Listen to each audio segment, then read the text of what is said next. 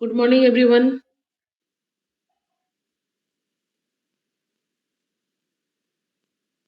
Good morning, ma'am.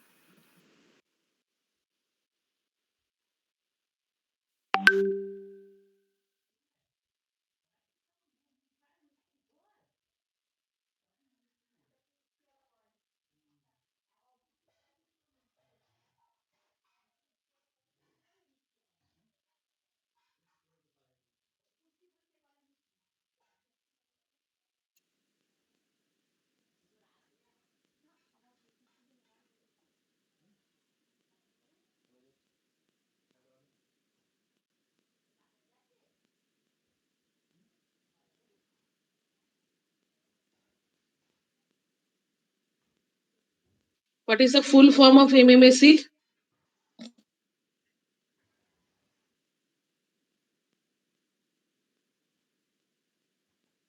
What is the full form of MMSE? If you do not know, then what we will derive in the next few minutes. Minimum means for error. Okay. And what is the value of the mean square error? How do we find that? By principle. I'm not asking about any direct relation or anything else, any expression rather. Actually, how do we find the mean square error?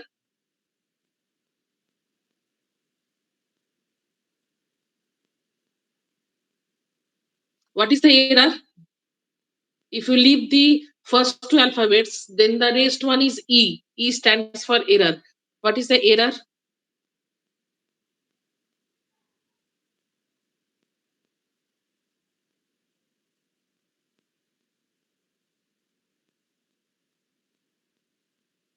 Even the number of presents, that also becomes day by day poor. What is the reason?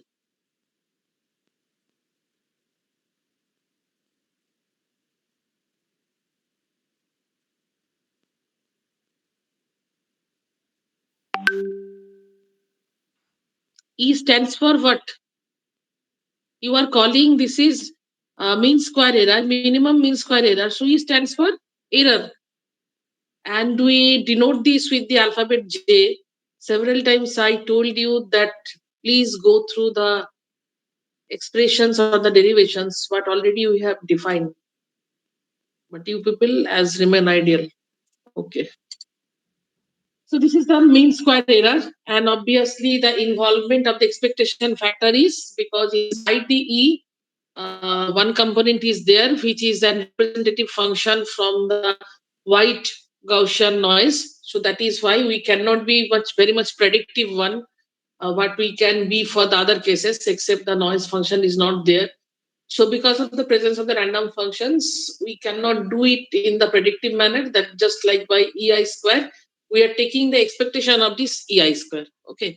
So that the things, and even when we break up the whole things, that is the whole content of this J, then we have got several terms. And just if we repeat all those terms, then this was the expression.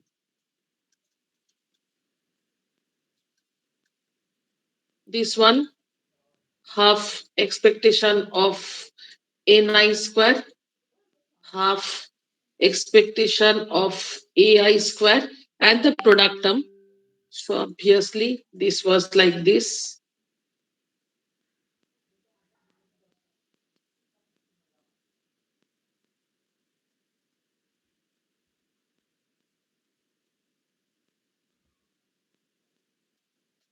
And out of all these six terms, already we have defined this term, because this is the expectation of the two level of AI.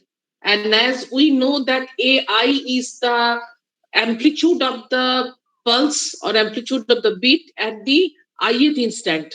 Because for the whole one, we have considered k is the index where k runs from minus infinity to plus infinity, and ith is an instant out of this k intervals or out of this k range. Okay.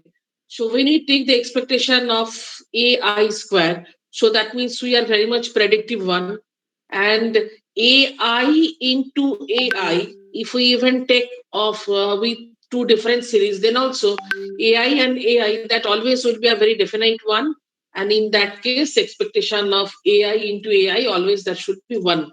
Because you know that mod of AI, that is equal to one. So obviously AI and AI, that is equal to one. Even if you consider this is as the two indices, that is one is AL, another is AI.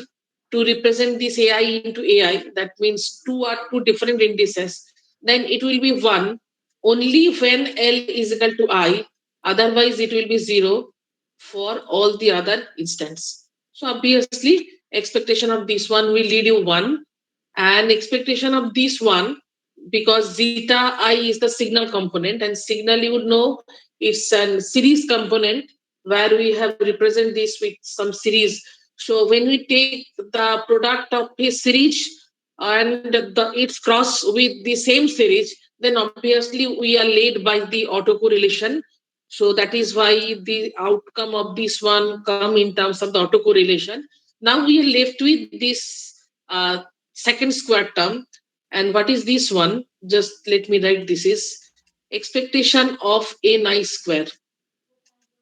So that means what we have to do, we have to write the expectation of this ni. And what was your ni? If you can just turn your pages, you can see that ni is nothing but application of the receive filter over the noise component wi. Okay. So just if we write the simple instruction for ni and copy it for both the cases, so that means we will be left with double integration, integration minus infinity to plus infinity, C of tau 1, C of tau 2. For one integration, we are writing the impulse response as C of tau 1. For another integration, we are writing with another indices. So that is why it is writing C of tau 2. Then the expectation of the component of ni, and component of ni inside this except this who is there, W functions. Okay.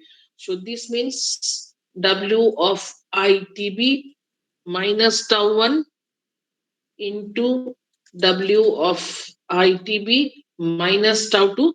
These are the two product of the two W function. And as we are considering the time over for one tau 1 for another tau 2, so obviously this will be completed with d tau 1 and d tau 2. Now just if we want to write that what is the expression for this expectation of this one, and for the expectation of this one is what, again it is a kind of correlation, because in both the cases they are W, only the time gap is different. Here it is tau 1, here it is tau 2. So that means we are taking the cross of the two time series function with some different time delay. So this is also a kind of correlation function, but this, and also this is autocorrelation function, but this autocorrelation function is not for an predictive function, because W already we have written WT is a sample function of additive white Gaussian noise, isn't it? So as it is a sample function from a random parameter or the random function, so that is why we cannot write the expectation of these two or the product of these two in terms of the simple autocorrelation. Actually, this will be replaced with ensemble base, what we apply for the random function, ensemble based autocorrelation. Okay. So, and we can write this is with the notation or for the autocorrelation, usually we write R. Here the series is W. So we are denoting this autocorrelation with RW, and the function is tau 1, tau 2, this one. And we can write this is as RW, the time difference of the two function. So that means this is, we can write either tau 1 minus tau 2 or tau 2 minus tau 1, which one ever will be greater, we can write in terms of that. And this will be very much equal to how much? This will be equal to n0 by 2 delta of tau 2 minus tau 1. Why? Because W1 or W of ITB minus tau 1, That is also a zero mean Gaussian function. Suppose we are writing this is like this, tau 1, and W of ITB minus tau 2, that is also a zero mean Gaussian function. Only that time delay or the amount of delay that becomes different. So when we take the product of these such functions, then obviously what we were left with, both the functions arriving with the average input noise power with n0 by 2. So that factor will be the front factor. And the thing is, where we get the difference of tau 1 and tau 2, based on that things, this will be led by some delta function. So that is why this equal to simply n0 delta of tau 2 minus tau 1. So when we use this replacement, then our expectation for ni square, that becomes very simple. That is n0 by 2, as it is an fixed term. So let us take outside of the integration, and we are left with two integration minus infinity plus infinity, for one case c of tau 1, for other c of tau 2, and for this expectation of this one is now left with delta of tau 2 minus tau 1, and the last one is d tau 1 d tau 2. Okay, so this is the things what we are left with. So already all these squared terms that already we have derived. Now we are left with the product term. So let us come for the product term. Now the first product term what we are come with, expectation of zeta I and ni. So let us come for this. Zeta I, you know the function is some kind of this summation over k with ak, q of ITB minus KTB minus tau, this kind of function, zeta. Okay, so that means the basics of this is, for the ith instant, the basics of this is based on some AI, isn't it? That the things, because if we go for the mean value, then what is the mean value? The mean value of zeta is ai, whatever the exploitations or whatever the broadening, whatever the spreading, all is surrounding that value, isn't it? And what is your ni is a function like this, because ni is simply is equal to integration minus infinity plus infinity c of tau w of t minus tau into d tau. That is the representation of ni. So ni is purely based on these functions. That means application of this over this. And what is the mean of this function? Already we have considered that this kind of function, what we are taking to represent wt or nt, they are all of zero mean. So here, whatever the spreading, whatever the Gaussian profile is based on the zero mean, isn't it? So they are zero mean function. They are some AI based, some amplitude based, either AIB plus one or AIB minus one. So when we take the product of these two functions, as the mean of this one is zero. So when some zero mean is get product with some finite mean, whatever the bigger value of the finite, always it will lead us to zero. So that is why anything product term which are get product with ni, that means with a zero mean function, all will lead us to zero if we take product with this one. So these are zero, because the reason you can take here as a note, as ni is zero main function. Okay, so every terminologies who arrive with I mean with as a product of ni, all of them will lead to function zero. Same reason.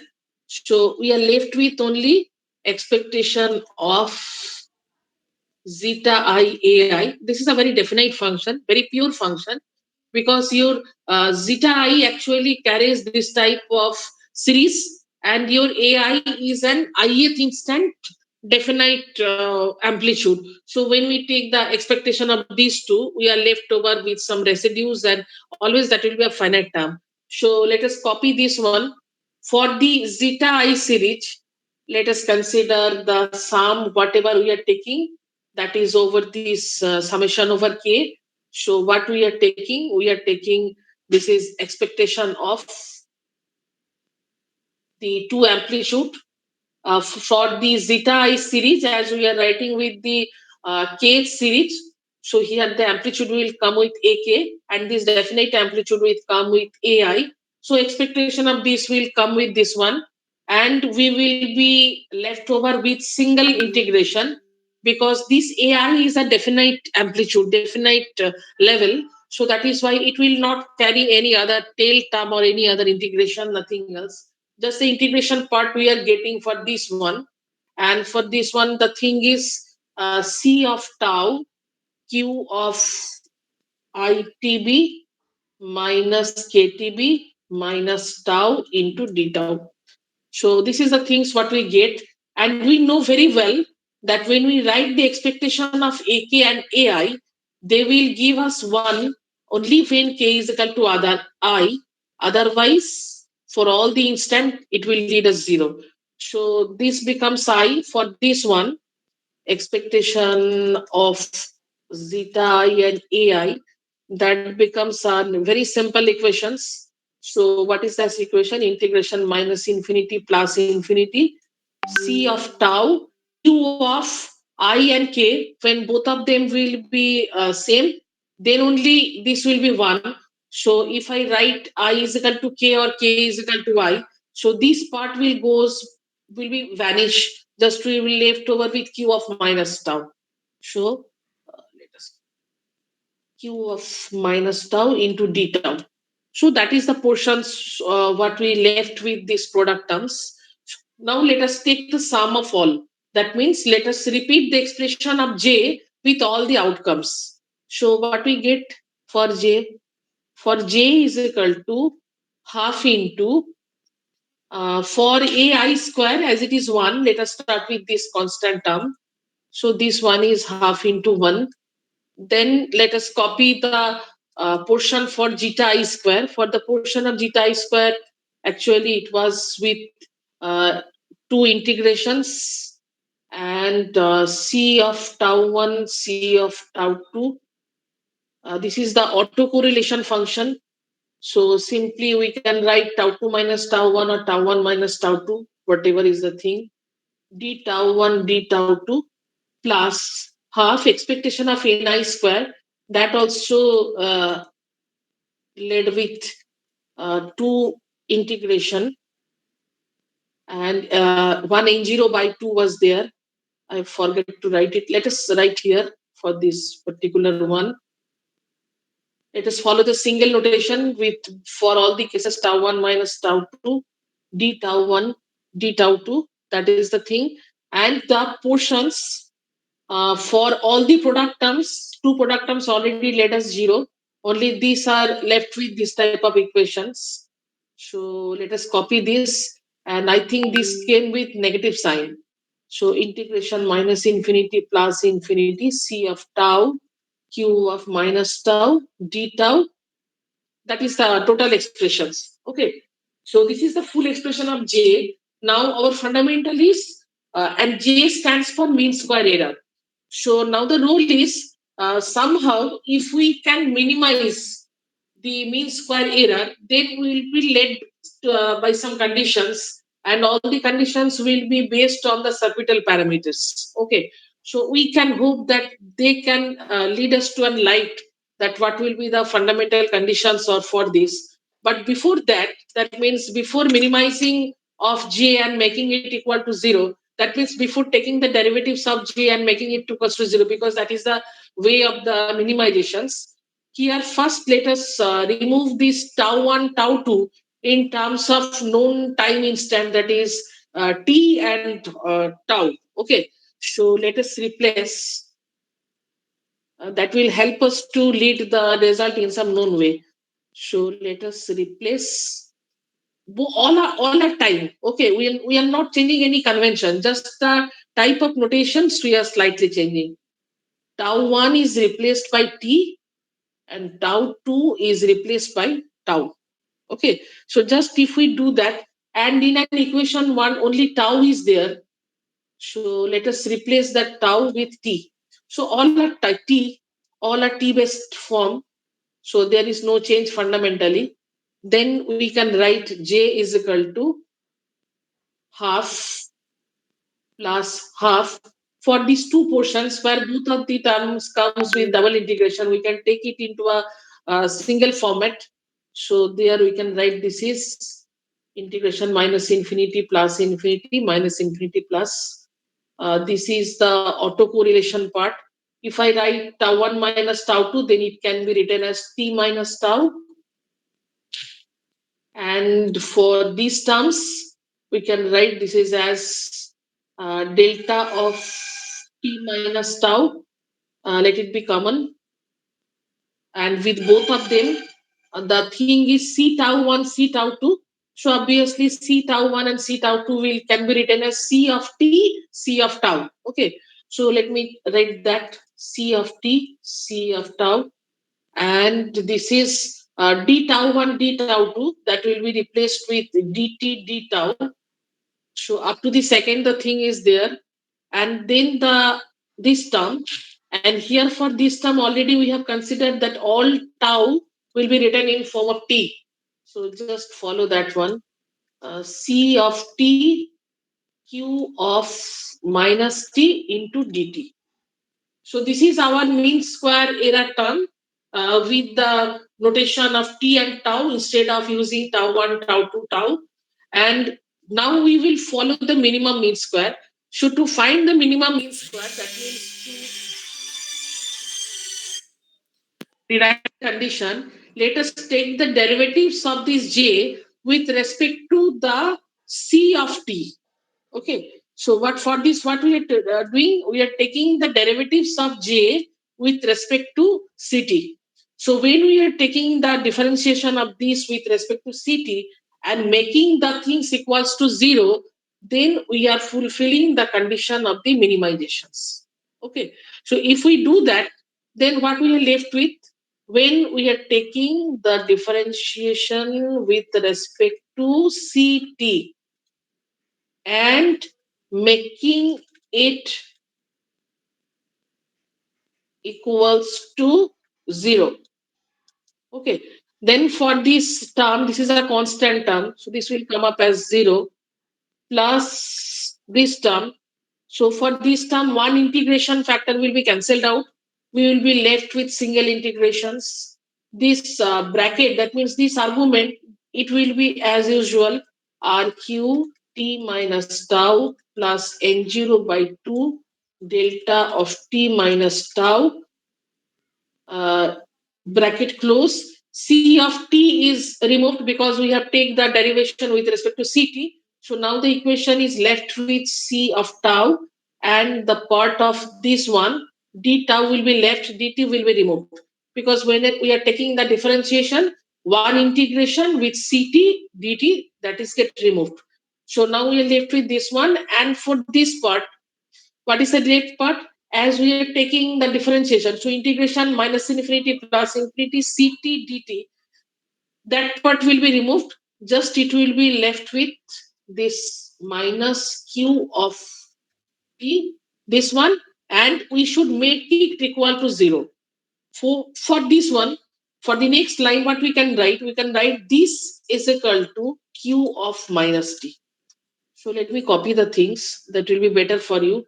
Integration minus infinity plus infinity rq t minus tau plus n0 by 2 delta of t minus tau bracket c of tau d tau, that is equal to q of minus t. This is the condition what we led by the minimum mean square error. So now just we want to write the FT form because all these are in time domain. So just if we write it is in form of the FT, that means in terms of the frequency domain function, then what are the corresponding pair for the autocorrelation?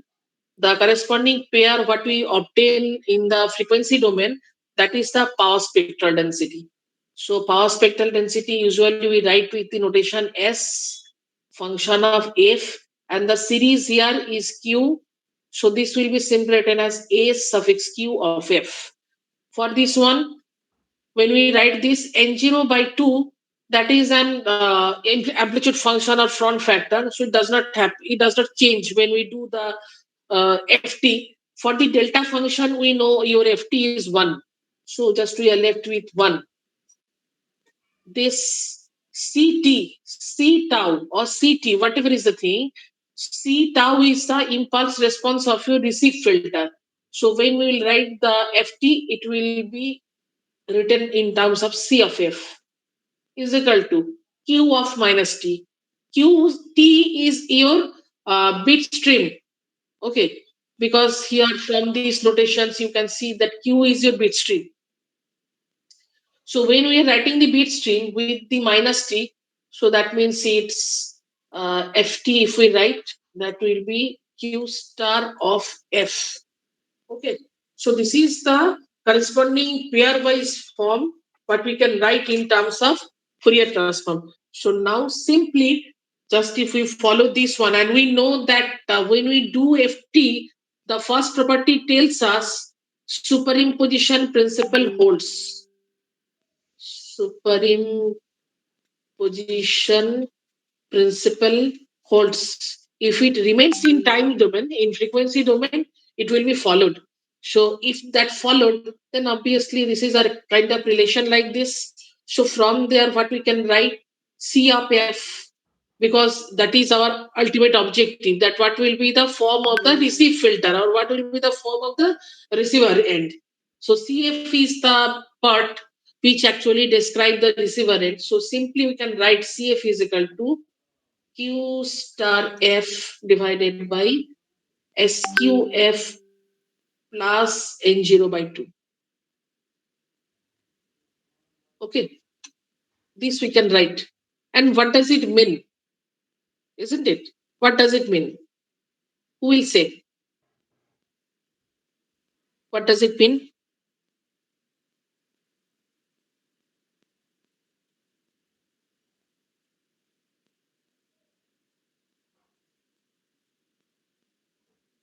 Separately, can we identify that who are responsible for what?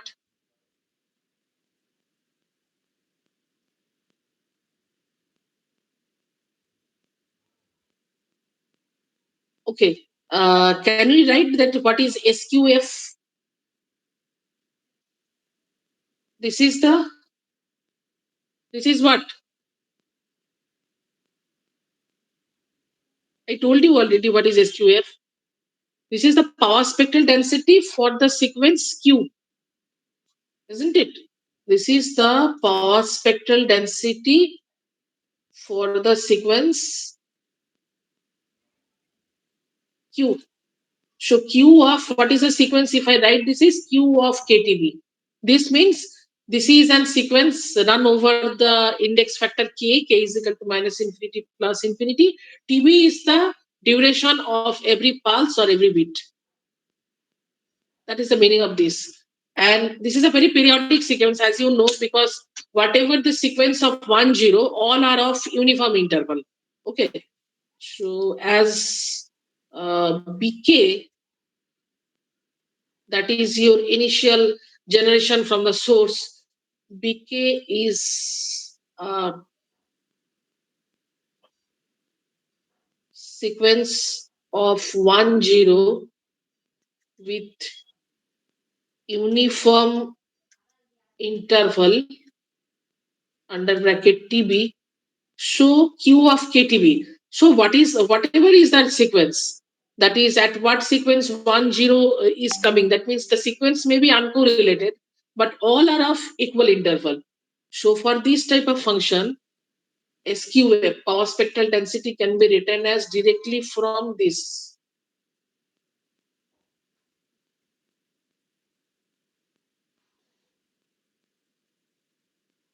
These are the repetitive class for third time, because in signal system you have considered all these tools. In analog modulation, analog communication, you have covered already, and this is the digital. But I'm not getting any response from any side. Okay, let me complete. So this is the thing. Okay, so now if we look at the outcome of every components very closely, then what we are getting? Let us come with first one, that is for the numerator. So what is your numerator? From the transfer function, your numerator is q star f. What is your q? Q is a past tense itself. So just go for this one, q of minus t. So what is your q of minus t? Where qt is equal to, qt is equal to double convolution of gt and ht. Okay. So q of minus t, that is nothing but an time reverse delayed function type. So this is an function like time reversed. And time reverse delayed function, that is described by the property of the match filter. So what is your first criteria? Your CF, that means your transfer function of the optimum binary receiver, that will be first stage of this one is a match filter. So that means your bit stream will be first detected by a match filter, then by this inverse of this. So just if we go for this one, that means SQF plus N0 by 2. SQF full is like this. So when we are writing SQF plus N0 by 2, this is nothing but the criteria like this. Just if you look at here, that it handles certain infinite sequence where these are the delayed versions of all queues with some 1 by TB weightage factor. So this is nothing but your transversal delay line filter. So the thing of 1 by SQF plus N0 by 2, that becomes simply equivalent to transversal delay line filter. That means the diagram what we used or the circuit what we used for the predictions, that kind of device. Okay. So what is your ultimate outcome? Ultimate outcome is uh, transfer function of receive filter is a match filter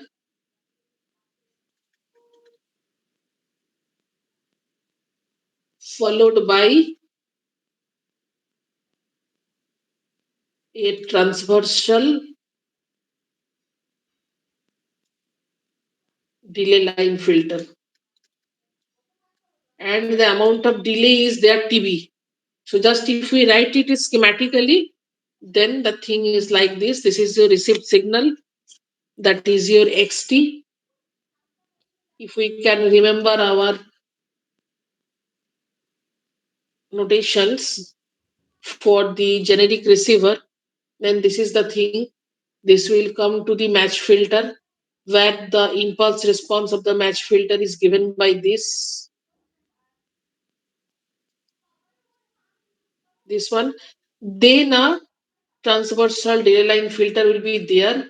And as per your theoretical suggestion, if it is infinite, that means if it is for a very long chain, actually infinite does not mean any level. Infinite is a comparative state. So if it runs for very high value, that means if we take a long delay sequence, then all the kind of equalization effect that will be made very well, and we will lead to a very good ISI free bit stream. So these are the things. So here, if we consider that many number of levels,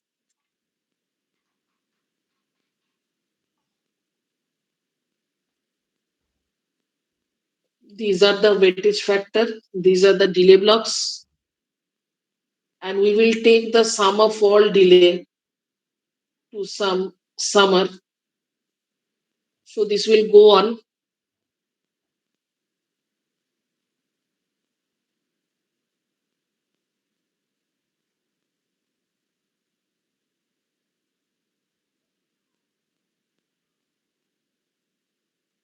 This is the ultimate stage.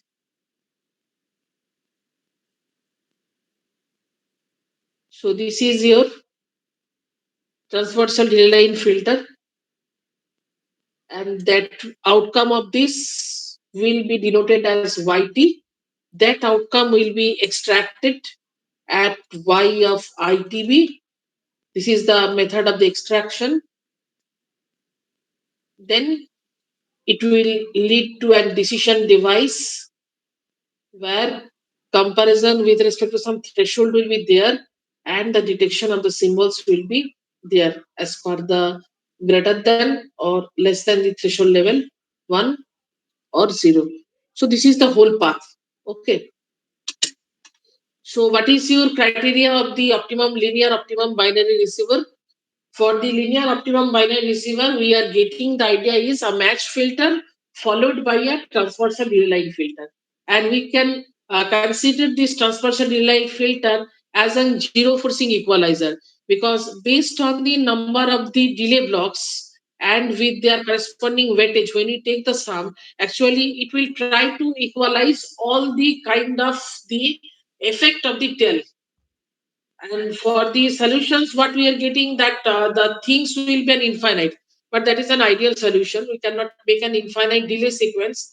Then the total delay implemented within the bit stream that will be very high, which is not also logical. So there obviously how many delay blocks will be there, what will be the weightage factor. Based on these things, we can do an adaptive equalization. So this the blocks what it is also called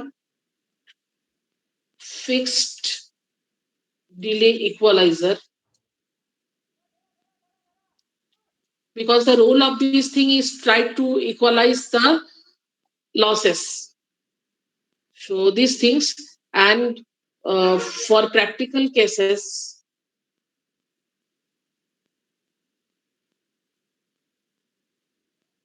we opt for adaptive equalizer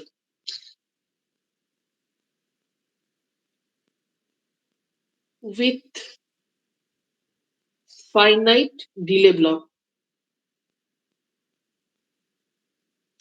because infinite delay block or too many delay blocks will lead to too many delays in the bit stream or the call stream. That is not very good for the real time realization.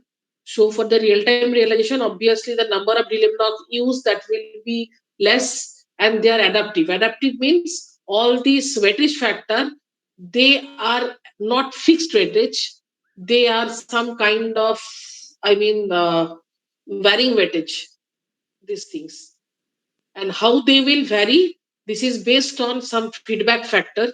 That means at this present whatever the outcomes you are taking, that factor is led to here, and by the method of the adaptive algorithms the weightage for the next instant that is get corrected or that is get adopted. Okay, so that thing is the higher version. So that portion is not in our syllabus. In our syllabus is up to this, that is what will be the optimum binary receiver, what are the circuital representations and the features of these things. So the features of these things already I have discussed for this one. So the portions which are already included for this baseband pulse transmission is get completed. Now we are left with one tool. That tool is known as the I pattern.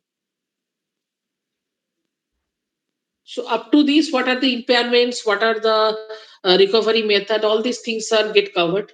So now we will consider the I pattern. Okay. So I pattern is a very efficient tool to study the kind of all impairments that happen for the baseband pulse transmission. Okay. And what are the effects? You know that the two major effect challenges are there. One is the superimposition of the noise amplitude over the desired signal amplitude. And the second thing is the dispersive effect. That means for the eyesight. So, as these two impairments are there, and when they will be present in the normal or in the real time domain diagram, then the bit stream they are get affected by this. And with the help of this eye pattern, actually we are able to study that how much hoarseness is there, what will be the sampling instant, that means what will be the time of extraction, best time of extraction, where we will decide the decision level threshold.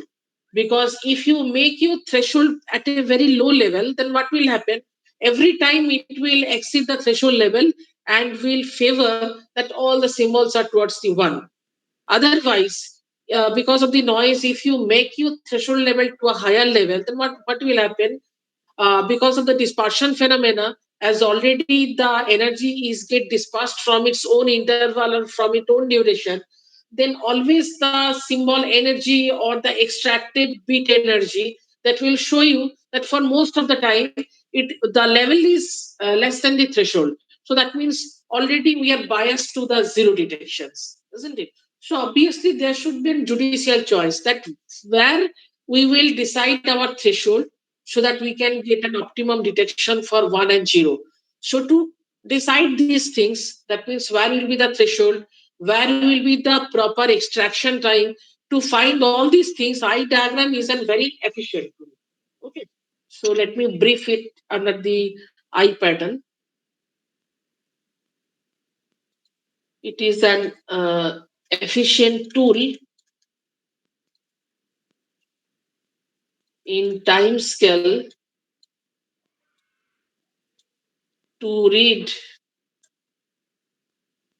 any kind of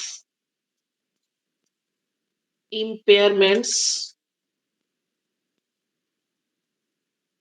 happen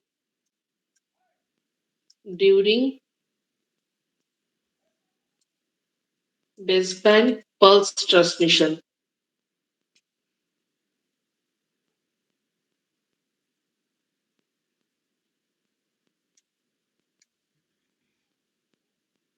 And based on eye diagram or pattern,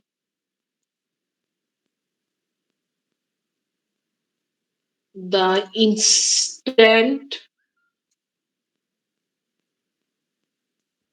for sampling, that means extraction, and level of threshold for decision device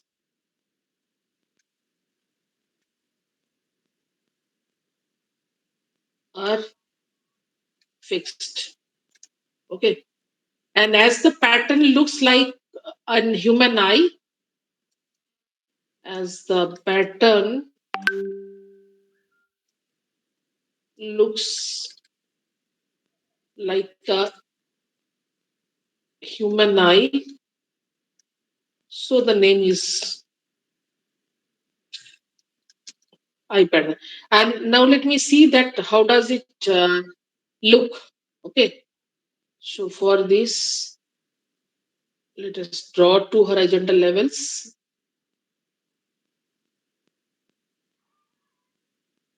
Suppose this is the mid of the levels.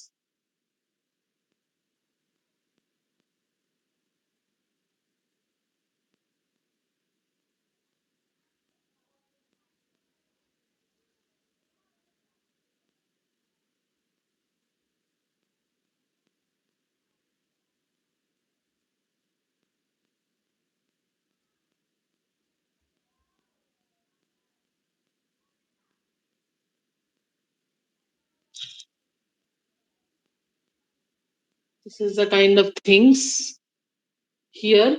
Just let me denote the thing. Here the opening is highest opening.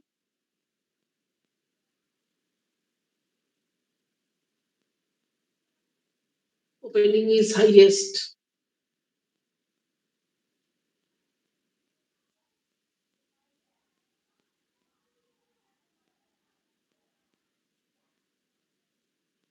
And instant of sampling is chosen here. This one. And this is the things because if you just ask me that how do you are getting these things, actually when we receive the bit stream after the path or after the channel, instead of getting on kind of these things, we get an overlapping of the bits and that it will look like this. So actually it looks or it actually receives in the form of the eye pattern. And the pattern looks like an eye, so that is why it is known as the eye diagram or the eye pattern. Now from that pattern, you have to define that what will be your sampling instant, what will be your threshold level, etc. etc. So from that diagram, how we decide these things, that things now writing here. And these intermediate or in between lines, what we call slope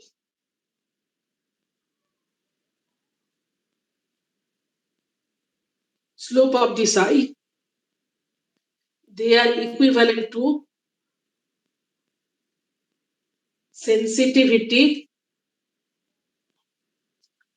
of timing error.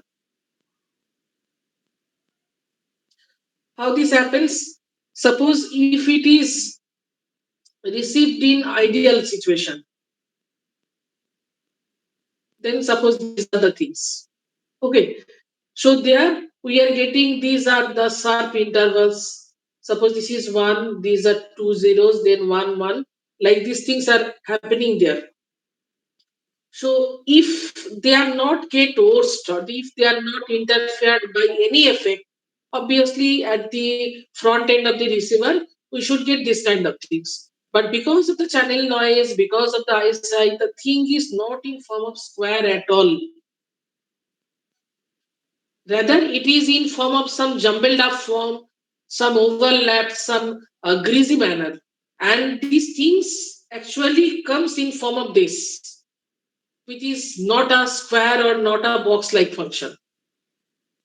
So from there, how do you decide that for what will be the interval? From this one, how do you decide that what will be the interval?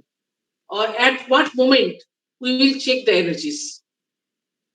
Okay, because this pinpoint crossover, what you are getting here, this is the in between crossover between this broadening and this broadening. Similarly, if we go for the chain, then this will repeat a figure like this. So there the thing is you are getting this kind of broadening, some broadened portions or some wide vacant portions which are with this kind of semi lines or this kind of shaded portions. So from there, where you will decide the sampling instant, how much will be the level of the threshold, what is the amount of the closeness of the thing. Suppose when your beat stream is getting too much coarseness effect, then what will happen? This overlapping then will be very much, very high. So your opening portions that will be very less, just as happens for our human eye. When our eye get infected by some conjunctivitis or any other kind of viral infection or infection, what happens? Our total eye becomes very blur and it becomes reddish. Your total opening of the eye, total clearness of your cornea, your sclera portions, all are get covered with some redness or with some blur scalp, isn't it? So just in comparison to that one, with the all the hoarseness, the bit stream, if we look at if we observe it through some timing diagram or through some CRO kind of device, then we see that instead of this kind of form, actually we get the form in kind of this. Okay. And as the things look like a human eye, so that is why it is known as an eye diagram. And here the thing is, as because of the human eye, because of some infection, the closeness becomes lower, it becomes poor, the total things becomes very reddish or kind of things, and your closer up the eye becomes very less. So just like these things, when the space will be very high, the crossover lines or all these jitters will be so much that this inner open portions that will becoming very poor. Okay, so out of all these things, that means where we get the crossover of these things with what slope or what intensity, actually that slope will give us a reading for the sensitivity of the timing error.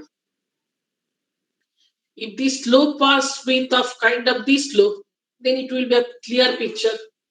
But if the slope is of very high, then what you will get? You will get a blur picture. Okay. Almost all things will be crossover by these jitters. So that is why these lines is known as the slope of the eye slope, which we can determine as the sensitivity of the eye diagram. And from the middle to the upper one or middle to the lower one, that means vertically, if we take half height, this one. This one is the margin over noise. This one is the margin over noise. So when you will decide the threshold level, obviously threshold level will be decided. If your eye diagram looks like, then purely you can take at the middle one line, that is, and take the voltage reading from your scale, because your CRO will give you a reading like this. This is your T scale, this is your voltage scale. So where it will coincide, read that line, that voltage level will give you the detection of the threshold voltage. So you will tune your decision device to that threshold voltage. That means you will tune your comparator threshold voltage at there. Okay. And this one here, the crossover is not a pinpoint crossover. So many jitters are there, and we are getting a very broad kind of crossovers. Okay. So this is known as the distortion of zero crossing. Actually, it should be like this, but instead of that, we are laid with some slope lines. And that slopes are crossed with a wide broadening. And because of that, your closeness in horizontal scale, that also becomes poor. Okay. So both the upper scale, that means both the top bottom height and the horizontal scale, they are getting poor for this noise margin or kind of things. If your noise margin becomes very high, then what will happen? The total vertical height or total vertical opening of the eye, that will be very less. Okay. So in this way, we can define the kind of things or the parameters. That is the subtotal parameters where we will decide. So this is for your binary. If we go for the M array, that means 2 to the power n cases, then also there we can get a kind of eye pattern like this. What we can show you in this way. Suppose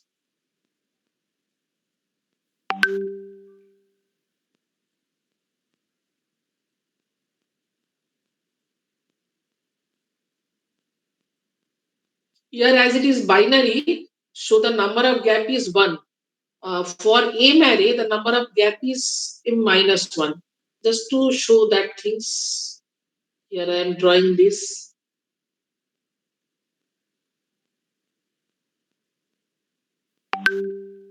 Okay, so this is a level where m is equal to 4. And the thing is,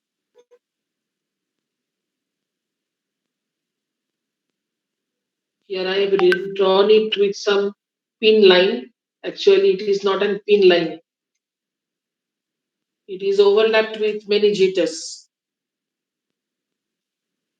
So just if you count, this is one gap, this is second gap, this is a third gap, when your m is equal to 4.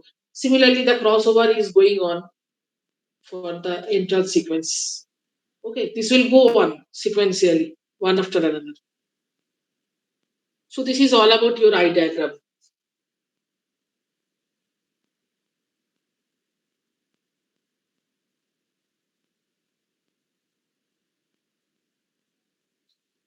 So regarding the baseband pass transmission, things are over.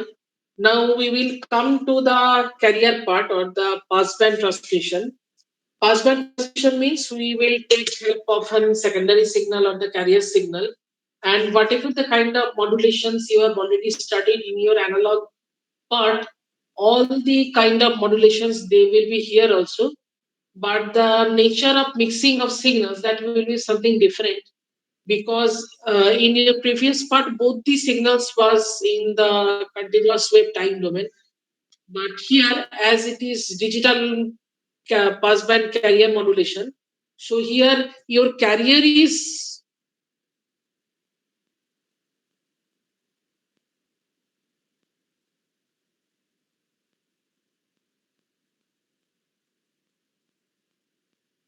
your carrier will be always a sinusoidal signal, CW signal, but your message that is in discrete form.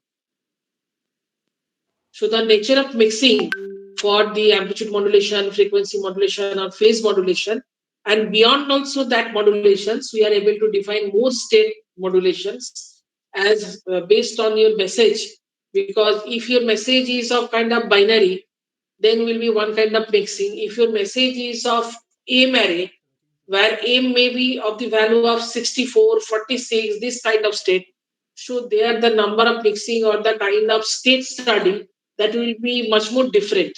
So that is why as the message is described in form of some discrete state or they are based on the AMN signaling, we are laid with very high number of states. So the nature of study that will be something different in compared to the analog passband transmissions. And to study this one, before that, we have to learn one tool. That tool is known as the signal space analysis. It's a very important tool. And if you ask me that what is this, this is an study in graphical domain. Study in graphical domain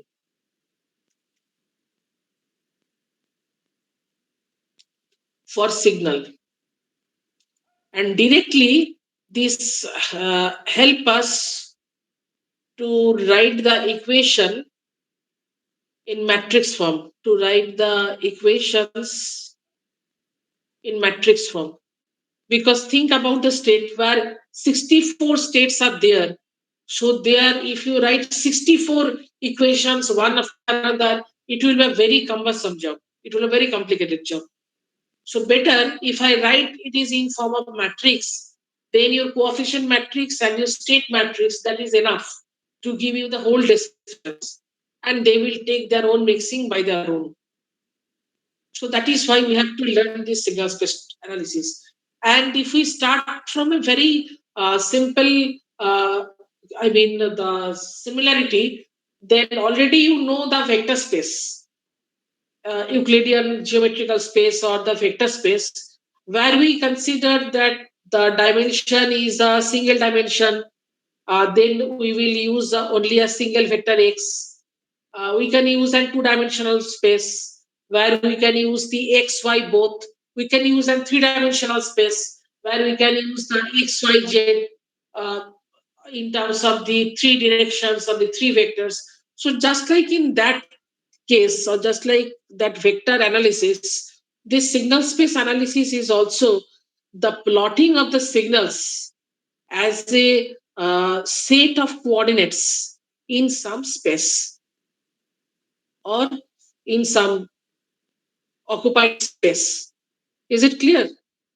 With the help of the signal space representations, actually what we will do, we will show the signal. Usually, if I ask you that signals, write the signals, then what you will write? Usually, we write A cos of omega t, B sine of omega 2t. Usually, we are very much habituated to write the signal in this form. A cos omega t, B cos omega t. So that is the mathematical representation. And we can extend this mathematical expression with more parameters or with more ornamentation. Suppose we can mention the phase factor, we can mention the linear frequency factors in some way, or we can take it in more detailed way, like that things. But all these are the mathematical ways how do we represent signals. Now, when we are using the signal space analysis, then just we will show the signal as some coordinates, some collection of coordinates. Suppose when in a set 64 such pair of signals are there for M array signals, where M is equal to 64.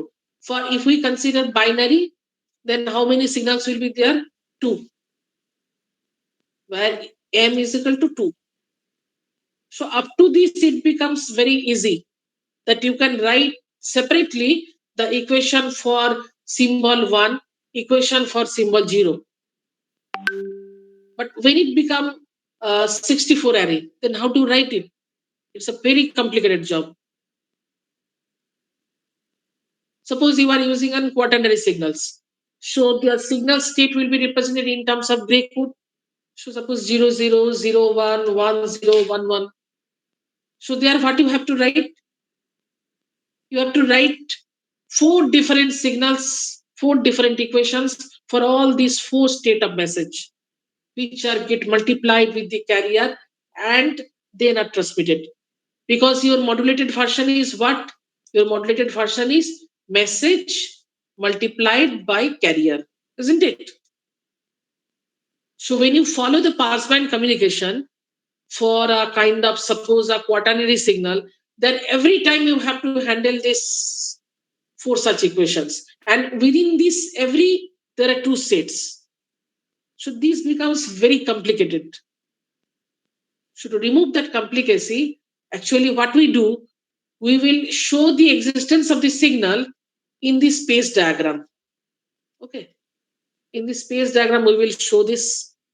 And with the help of this diagram, we will set every criteria.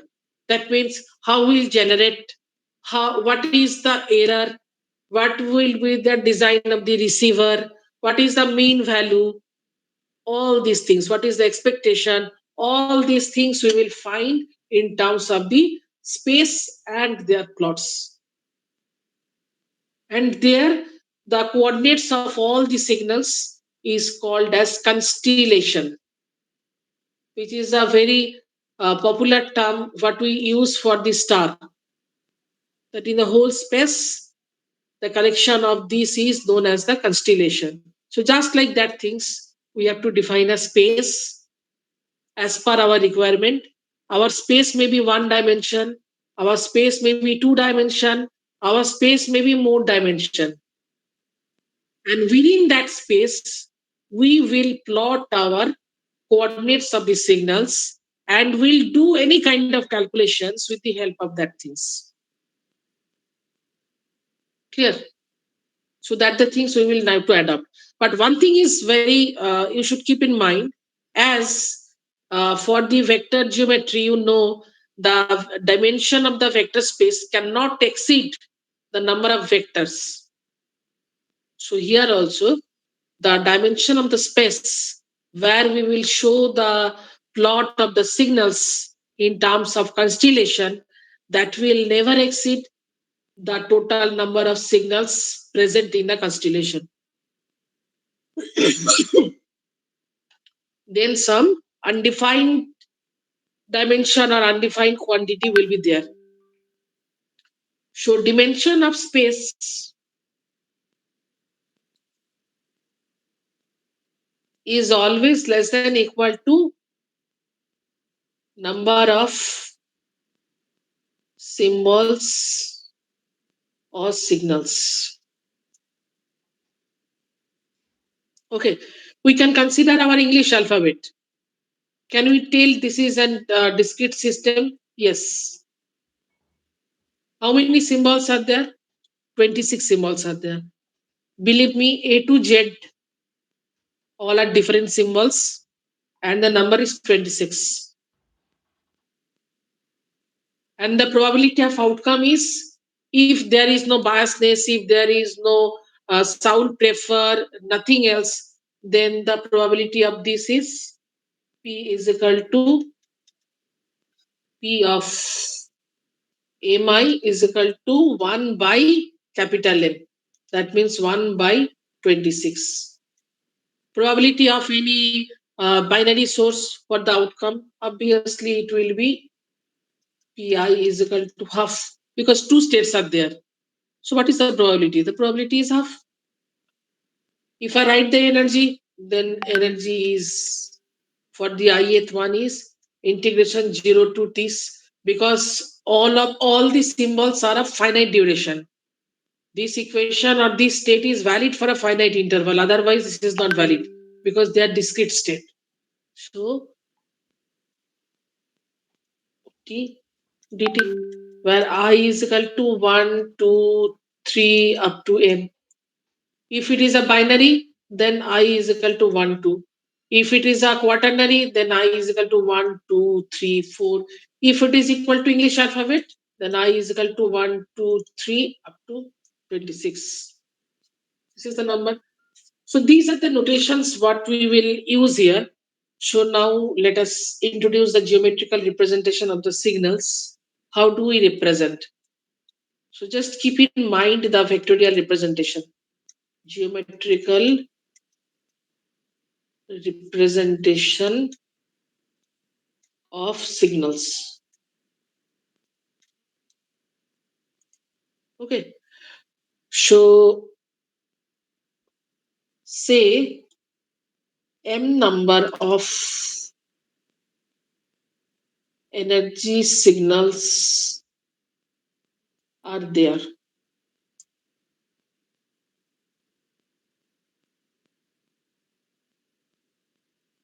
And usually we show this is with this. Okay. And we are showing this things in a space.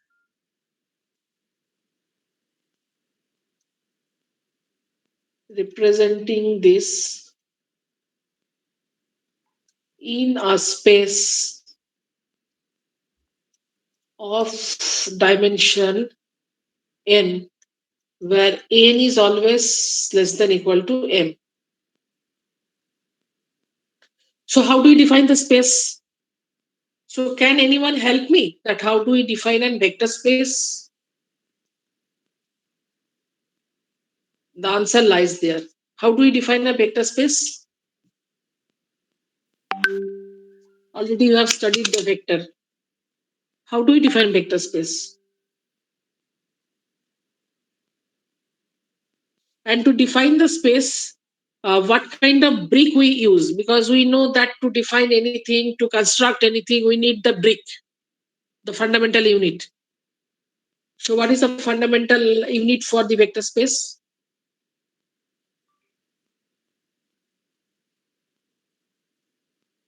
No one is able to state. Unit vector, isn't it? And it shows in terms of I hat, j hat, k hat like this. Sometimes we also show it with the help of like this. That is the direction of what? That with the cap sign we show that is the things. So unit vector is the brick to construct vector space. Like this, like this, here also we use some fundamental bricks to construct the space. And these fundamental bricks are known as, they are known as orthonormal basis function. Try to be known with the name of the bricks. Name of the brick is orthonormal basis function. As they are the fundamental unit with what we define the space. Suppose we are defining a two-dimensional space. Then how do we define? Obviously, along this direction, we will define some orthonormal basis function, and along this direction, we will define some orthonormal basis function. Okay. So the function which are actually give rise to the space, they are known as the basis function. Now, before the basis, the adjective is orthonormal. What does it mean? It means it is normalized to unit energy. It is normalized to unit energy. That means if we take an I dot I type function, then it will lead us 1. And it is orthogonal to the other function. That means when we take I dot j, it will be 0. So these actually satisfied the criteria of the orthonormal. So is it now realizable that we are defining a space to show this? As for the vector space we use I hat, j hat, k hat, or x hat, y hat, z hat. So similarly we will show some notation, we will adopt some notation. And just here if I adopt the notation is shown as phi 1, phi 2. Okay. And as they are very much time specific, so phi 1 function of t, phi 2 function of t. So you can imagine phi 1 is very much to x, phi 2 is very much similar to y hat. And what they are termed as basis function. What they are called? They are called as basis function. And what type of basis function? They are orthonormal basis function.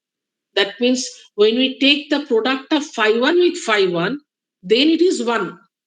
If we take phi 1 with phi 2, then it is 0. It is orthogonal to other, normalized to itself. So they are known as the orthonormal basis function. Okay. So these are the orthonormal basis function.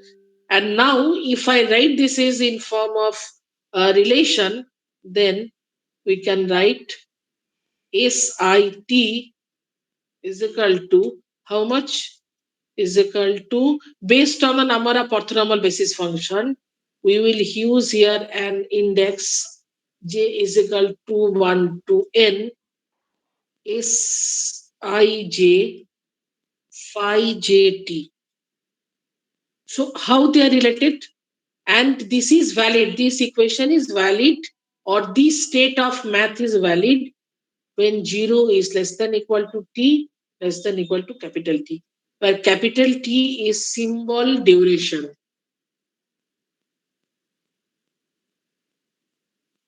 Okay, this is the thing. And I is equal to 1, 2, 3 up to capital N, and j is equal to 1, 2, 3 up to capital N. So how do we realize this? This is the set of signals. This is the set of indices for space. So space indices are expressed with the help of J. Signal indices are expressed with the help of I. So just if I write this is, then how do we write? SIT is equal to summation over J is equal to 1 to N. So what we write? SI when J is equal to 1, 1 phi 1t. As it is summation, so for the next dimension, what we will write? S I j. When j value is 2, phi j of t. If our dimension of the space, that means when your n value runs up to 2, then this is your state of equation. Suppose your n value runs up to 3, then please repeat what will be the form. The form will be Si1 phi 1t, Si2 phi 2t, Si3 phi 3t up to this. So that means here your dimension of space is n is equal to 3. And when your dimension of space is of higher dimension, then obviously we will not write all these things. Better you will write this. And here what are their identity? This is your representation of symbol. This is your set of orthonormal basis function. And this Sij, what does it call? This Sij, what does it call? It is called coefficient of expansion. That means when we write these summation sum elaborately in terms of plus, plus, plus, plus like this, then all the terms will come as a portion of phi 1, phi 2, phi 3, phi n like this. With every term, there is one coefficient like this. Just remember the vector. Okay, just let me write the vector notation. S is equal to 3I hat plus 4j hat minus 2k hat. What does it mean? It is an three-dimensional vector where the AC is consisting of 3 unit along the I-axis I unit vector, 4 unit along the Z unit vector, and 2 unit with this direction along the K vector. If I use this, then I can show you arbitrary, this is the plot of S. Just like that thing, just like that thing. Just if you remember this thing in your mind and bring the similarity, you will be able to follow these things. Simple, same thing. You are writing here set of signals where I is the running index. Okay, so I may take any value 1, 2, 3, 4, 46, 78, any value. I may take any value, but that value is up to m. That means the maximum number of symbols present in your set, just like English alphabet. So what will be the value of I?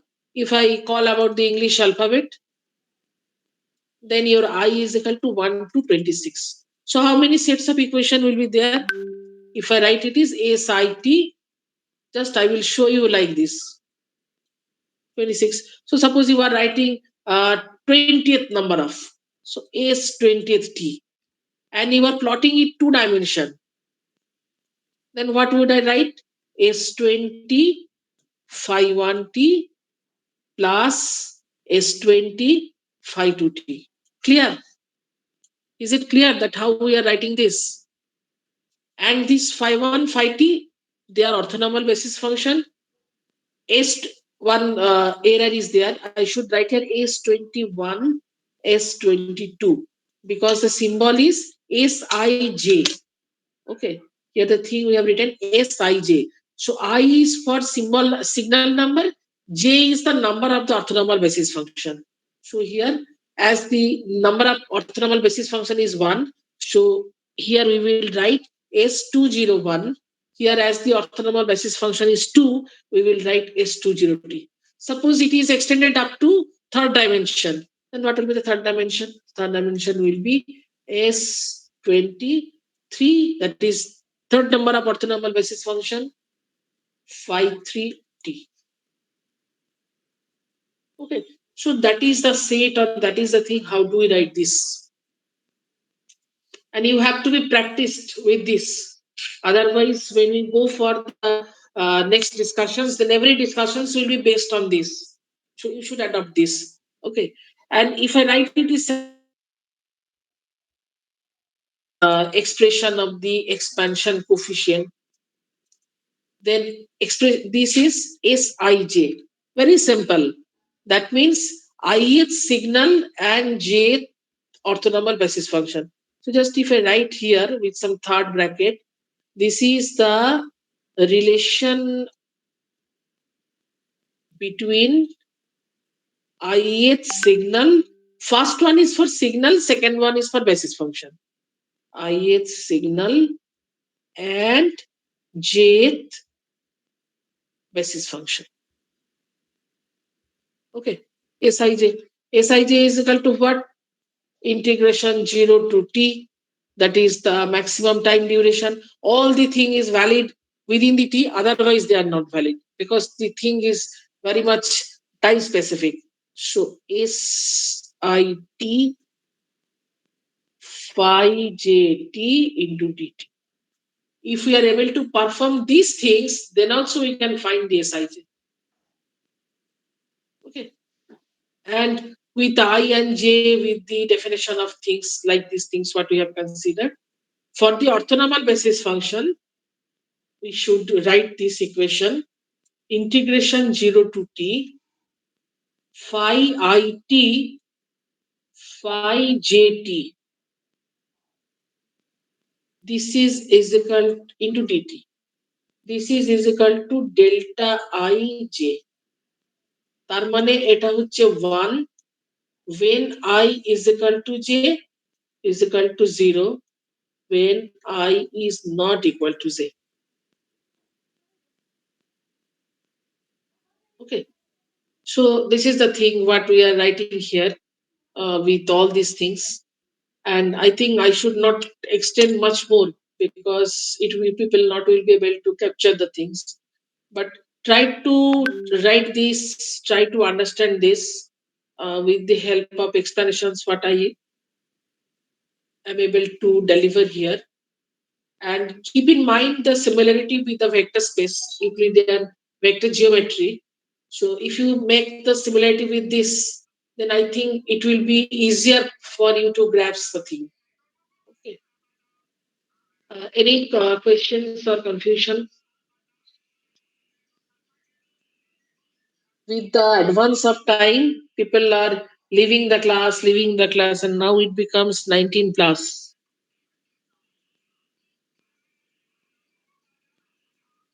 I do not know. Escape route is the best route or not. Although for the remaining people or the remaining persons, any query, কিছু তো জিজ্ঞেস করো, হয় বুঝতে পারছো না কি পারছো, কিচ্ছু তো জিজ্ঞেস করো, আমি যা বলছি তাই শুনে যাচ্ছ।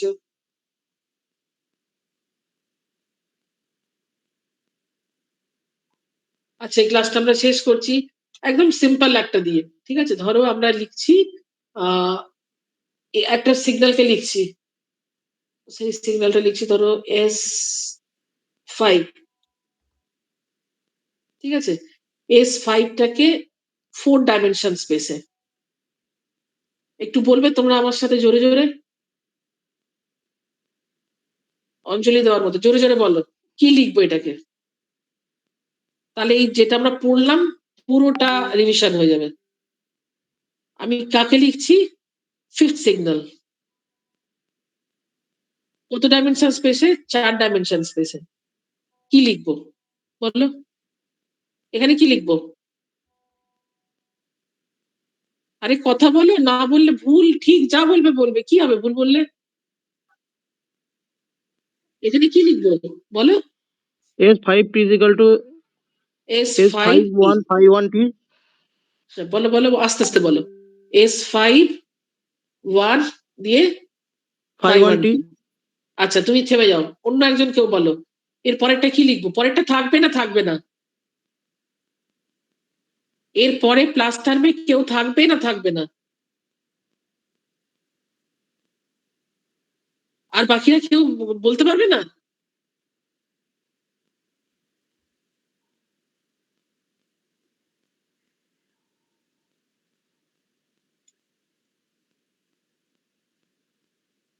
ওকে, যে বলছিলে সেই বলো কি লিখবো? Plus S552. হ্যাঁ, এই তো তোমার হয়তো 5152 গুলো বলতে অসুবিধা হচ্ছে, আর কিচ্ছু নেই এরপরে। S5 মানে 5 নম্বর, হ্যাঁ 3, হ্যাঁ এইটা, আর আমার বলেছে 4 স্পেস, তার মানে আমার 4টে বেসিস ফাংশন থাকবে। হ্যাঁ 5454, এই তো কিচ্ছু নেই। আমি কখন বলবো এরপরে থাকবে না? যদি আমার এগুলো একটাও থাকতো না, যদি আমার স্পেসটা বলে দিত 1 ডাইমেনশনাল স্পেস, তাহলে শুধু এটা হতো, একদম ভেক্টরের মতো। ওকে,